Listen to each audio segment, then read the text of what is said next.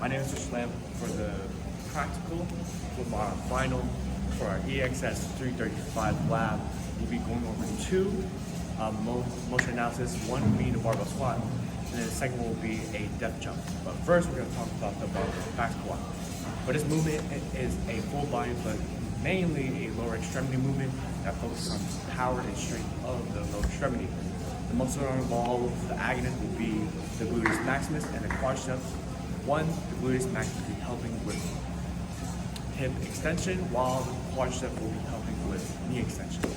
And the antagonist during this movement will be the hamstrings. Now to perform this, there's essentially two phases. The eccentric phase, which is the descent phase, and then coming back up will be the concentric or the ascent phase.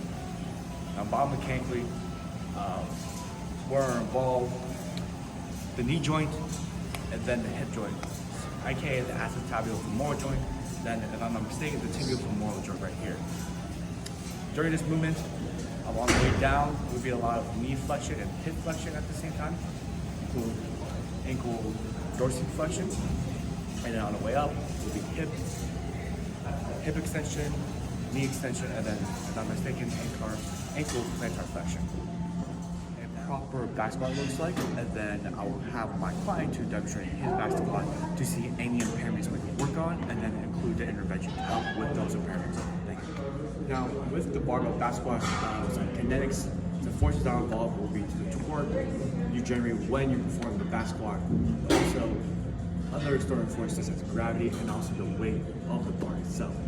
But in terms of internal forces, the muscles contracting will be the internal forces, and then regarding the force vectors, it will be more vertical.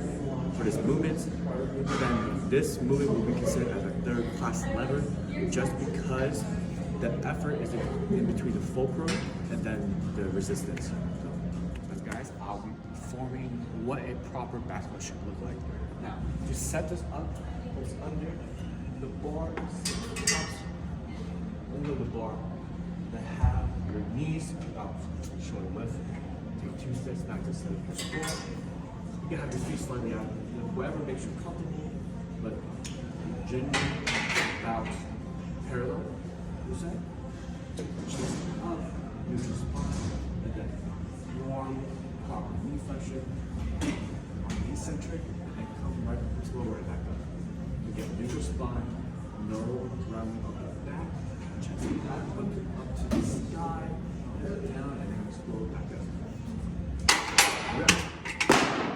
Now I will have my client to perform the back squat and see if there's any compensation and impairments to look at, and then we can incorporate any intervention for his movement.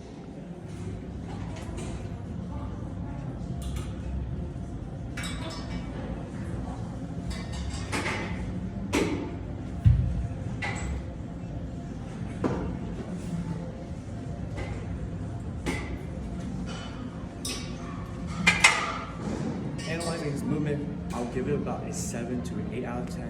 It was really solid. From the knees was fine, the feet place positioning. My only critique, just a critique, is that he had an excessive forwarding on the eccentric.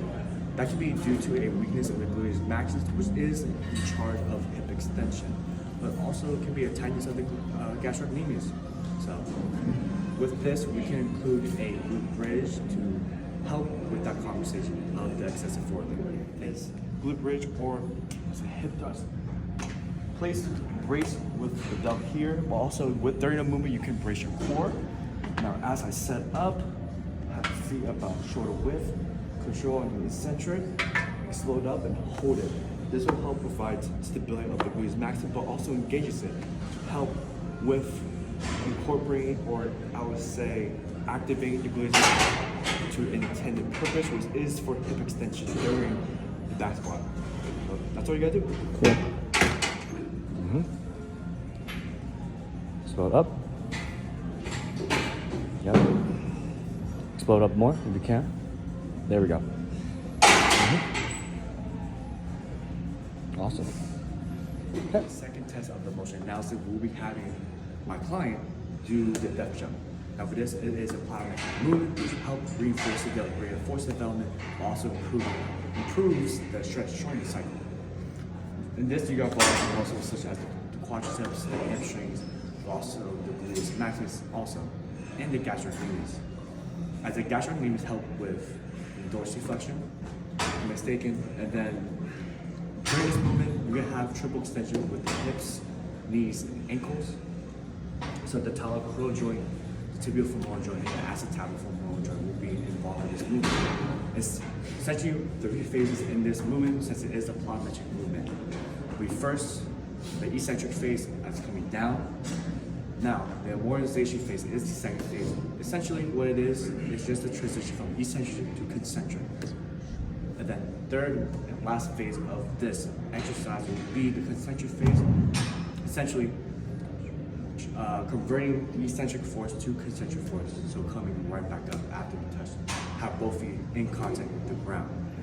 This will also be considered as a third-class lever, which helps with power and strength development, just because the effort is still in between the fulcrum and the resistance. Now, in terms of kinetics, some forces you want to regard, mainly gravity, and then ground reaction forces. In terms of kinematics, again, the joint motions, knee extension, hip extension, and then ankle dorsiflexion. But besides that, that's all I got for you. Now for the depth jump, the agonist muscle or the main drivers during this movement will be the gluteus maximus, the quadriceps, and also the gastrocnemius. The antagonist will be mainly the hamstrings during the deceleration phase of the depth jump, and then some stabilizing muscle mainly will be the core, again to help stabilize and to provide stability during this movement. Movement, which is the depth jump for my client, you can have him sit on the box right here. Make sure you have yourself stable.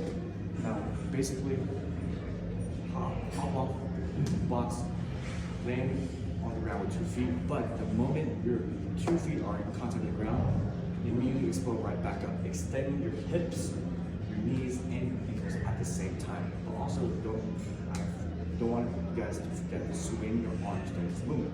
So I'll perform about 2 reps of this. So again, do it one more time for you guys. Again, get yourself stable right here.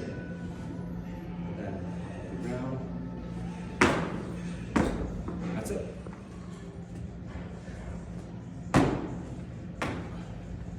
One more. Yes, sir.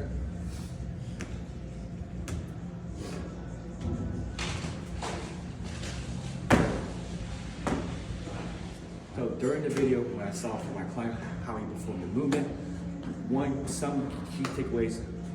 First, how high eccentric force he was absorbing during his movement off this 30-inch box. And it sort of provided a lot of instability when he reacted to the ground. When the moment his 2 feet was in contact with the ground, which again, with a lot of instability, came with a lot of force output. In return, performance would be worse than usual. Now we can fix this by having a regression of this exercise by just having a lower box height. Make it easier and quicker in the amortization phase, which is essentially the transition phase from eccentric to concentric. Now once we lower the time with his feet in contact with the ground and gain back up, then that's when the performance will go up and become better. Now we have my clients doing this regression for the depth jump, for the innovation. So on a 20-inch box instead of a 30-inch, so it should be a lot easier on his joints to absorb the eccentric force that's happening right now. So the box should be a lot quicker and easier during the amortization phase. Do one more rep for you guys. Again, come off the box, contact, good up, back up.